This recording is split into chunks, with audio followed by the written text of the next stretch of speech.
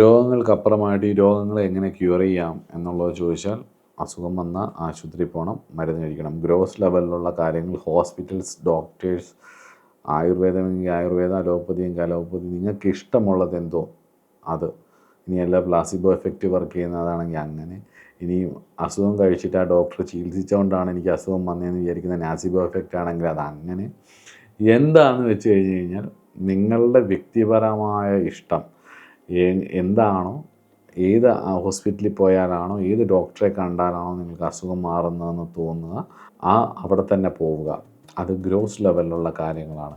Gross ലെവലിലുള്ള ഒരുപാട് കാര്യങ്ങളെയും സറ്റിൽ ലെവലിലുള്ള ഊർജങ്ങളാണ് സ്വാധീനിക്കുന്നത്. ഇതുപോലെയാണോ ഈ ശരീരത്തെ ഈ സംസാരിപ്പിക്കാൻ എൻ്റെ ഉള്ളിലെ ഊർജ ചൈതന്യം പ്രേരിപ്പിക്കുന്നത്, ആ ചൈതന്യം പോയി കഴിയുമ്പോൾ ഏതുപോലെയാണോ ഈ ശരീരം ഒരു ജഡമായി ചലനമറ്റതായി തീരുന്നത്, നാശത്തിലേക്ക് പോകുന്നത്, അതുപോലെ നമ്മുടെ ഓരോ പ്രവർത്തികളുടെ പിന്നിൽ ഒരു റീസണുണ്ട്. Every action is a thought made manifestation എന്നാണ്. ആ തോട്ടിന് ഒരു റീസണുണ്ട്. ആ റീസൺ ക്ലെൻസ് ചെയ്യാൻ വേണ്ടിയിട്ട്, ആ റീസണെ നമ്മൾ വിളിക്കുന്ന ഡെപ്റ്റ് എന്നാണ്, പാസ്റ്റ് ലൈഫ് കർമ്മ എന്നാണ്. ആ കർമ്മ ക്ലെൻസ് ചെയ്യാൻ ഭാരതഭൂമിയിലെ ചില പുണ്യ സങ്കേതങ്ങൾ ഈ സ്ഥലത്തിന് ആ എനർജിയെ ക്ലെൻസ് ചെയ്യാനുള്ള കപ്പാസിറ്റി ഉണ്ട്.